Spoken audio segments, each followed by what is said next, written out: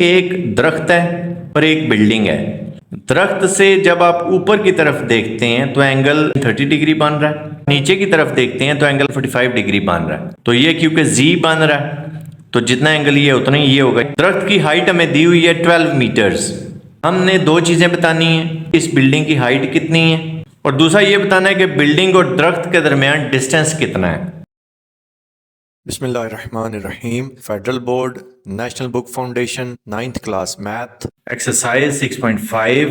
Question number 8. From the top of a tree, the angles of elevation and depression of the top and bottom of a building are 30 degree and 45 degree respectively. If height of a tree is 12 meters, find height of the building and distance between tree and the building. एक दरख्त है और एक building है।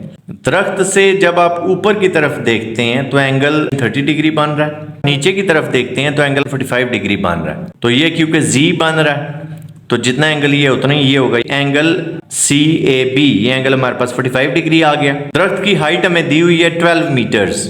हमने दो चीजें बतानी है, इस बिल्डिंग की हाइट कितनी है और दूसरा ये बताना है कि बिल्डिंग और दरख्त के दरमियान डिस्टेंस कितना है। इंतहाई आसान क्वेश्चन है लेकिन इंपॉर्टेंट है। एक रेक्टेंगल बन रही है ABCD।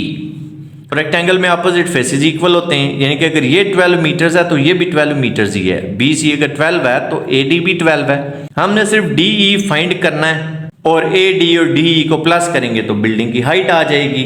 Since ABCD is a rectangle, so AD is equal to BC, AD is also 12 metres.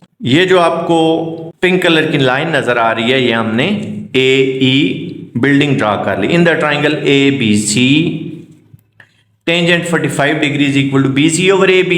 BC is 12, tangent 45 is 1, so x is equal to 12। यानी कि आपको पता चल गया है कि distance between building and tree is 12 meters। ABCD is a rectangle, DC is equal to AB। तो अगर AB हमें पता चल गया कि 12 है तो DC भी 12 होगा क्योंकि रेक्टेंगल है।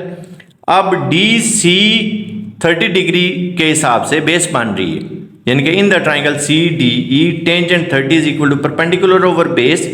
Perpendicular is DE but base is 12.